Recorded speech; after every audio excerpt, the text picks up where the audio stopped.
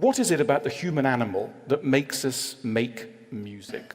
Well, I think we like to thump our chest, show off a little bit, dance, try and find a mate. I think there are lots of reasons for making music. But let's think about finding a mate and music. Yeah. Tell us more. Well, when you're a shy and spotty boy, if you're in a rock band, the world opens up in mysterious ways.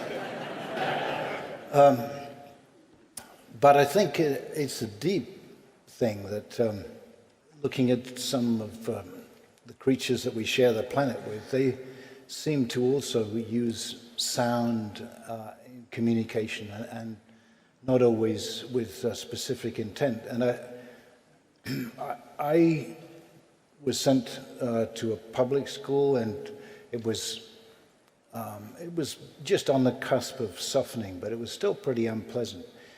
And really, music was a retreat. You know, I used to go down to the record corner in Godalming, and I'd pick up these blues and soul records and go down to the one room where we were allowed to play music and turn it up as loud as I could and dance.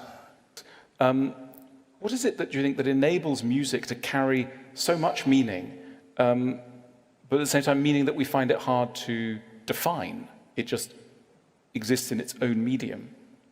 I guess it plugs directly into the nervous system in a way that a lot of other communications go through more levels of filtering. Music, you can feel it, you know, it hits your chest.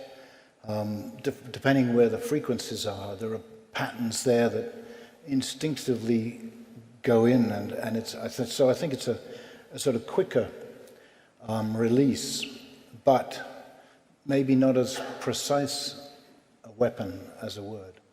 You said... So it may be more emotional. I think you said in the context of a song that is particularly close to my heart, I Grieve, you said that you'd felt that you'd added a song to your emotional toolbox with that.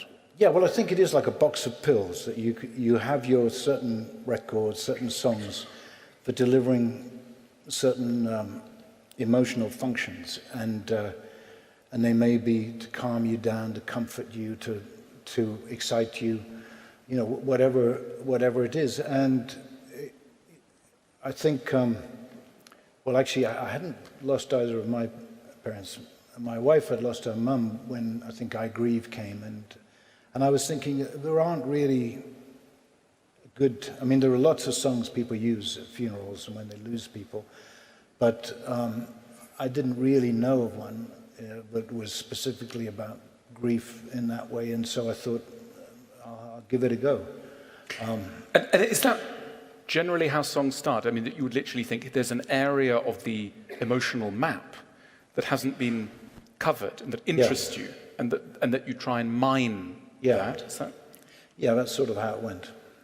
And in the emotional toolbox that you've built up as a musician, what are the areas that you feel you've been interested in and been drawn to?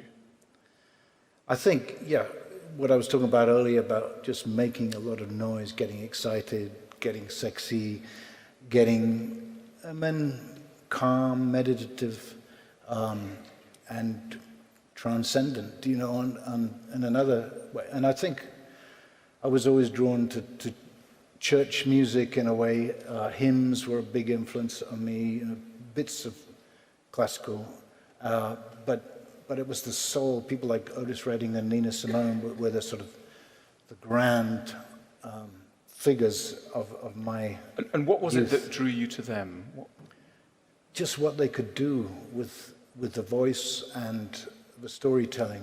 I mean, certain songs, I remember exactly where I was in school when I first heard that song. I remember with Hey Joe, you know, which room I was in, and I was in the back of my parents' car when I first heard the Beatles in Littleston-on-Sea. And that, although, you know, it doesn't sound at all revolutionary now. At the time, Love Me Do sounded more revolutionary than punk music in its time, which people forget because you sort of absorb all that stuff.